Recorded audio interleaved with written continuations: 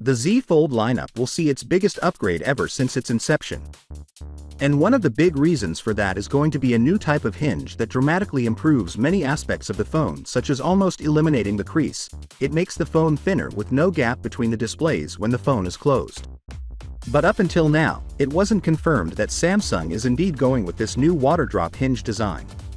But that changes today, as the biggest Samsung leaker out there is confirming that both the Galaxy Z Fold 5 and Z Flip 5 will indeed use this new water drop hinge design.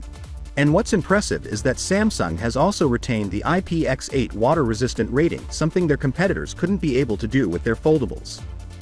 By the way, if you don't know what IPX8 is, it basically means the phone can be submerged in up to 1.5 meters of freshwater for up to 30 minutes. But it is not dust-resistant. Moving on, we also have storage information for the Z Fold 5 from Samobile.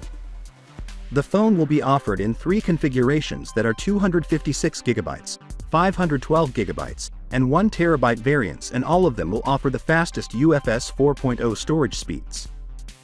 The Z Flip 5, however, will start from 128GB and there won't be a 1TB version.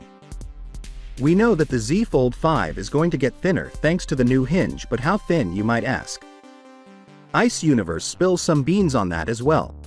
You see right now the Z Fold 4 when it's closed measures 15.8mm near the hinge, but the Z Fold 5 is going to measure only 13mm when folded shut.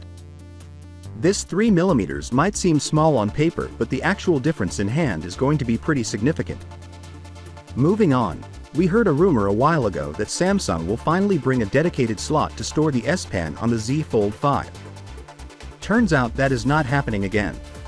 ET News from South Korea mentions that Samsung had initially planned to include an internal slot in the Z Fold 5 to store the S Pen, but they have since abandoned these plans due to a lack of space within the device. The only way they could have done it would have been to make the device thicker, which would not be a desirable option for them right now. So it looks like the waiting for a true Galaxy Note evolution will continue. Some of you asked whether or not Samsung will upgrade its flagship tablet lineup this year, and the answer is yes, and it's coming with a feature we don't usually see on tablets. Finally, what are your thoughts about it? So without being said, let me know your thought in the comment below, and if you are new here, please subscribe. Peace out.